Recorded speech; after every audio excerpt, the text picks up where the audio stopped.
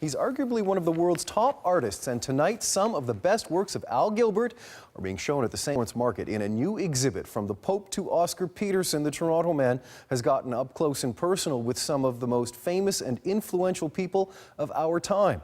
Debbie Lytle-Kwan has his story. Whoever said a picture is worth 1,000 words never met Al Gilbert. At the age of 17, I'm in business. I didn't know much. I could see light, but I didn't know much. His portraits speak volumes about their subjects. Some 75 of them are on exhibit at the Market Gallery, and each one has a story behind the shoot. That's actually shot at that moment. The one about the late jazz musician Moe Koffman is a classic. And then Moe pulls out a cigar out of his pocket, and he puts it in the dog's mouth, and he says, "Now you see, the dog's name is Churchill." And he said, so it was just one of those stories that you can remember all the time. Gilbert got his start as a kid working at his father's Queen Street studio. He later took it over in the 40s. He got one of his early breaks when he came up with the idea to shoot musicians for radio station postcards. He said, "Kid, I love that idea." So he said, "The first one you're going to photograph is Frank Sinatra." I remember that, sure do. Al and his wife Gail have been together 52 years.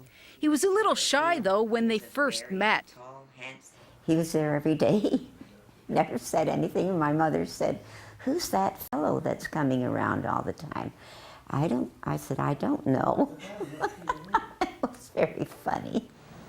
Gilbert has donated some 1,600 images to the Ontario Jewish Archives. Facets of Fame represent some of his very best work. Well, he's certainly one of the premier portrait photographers in Canada. Many people say he's second to Karsh. And Karsh was in fact his mentor, so he learned a great deal from the master. Gilbert began shooting with glass plate. He's kept up with the times, going digital even.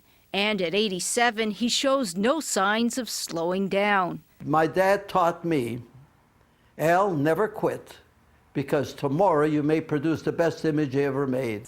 Debbie Lytle-Kwan, CBC News, Toronto. Great story. Well, if you're worried about crank calls, you can get an unlisted phone number. But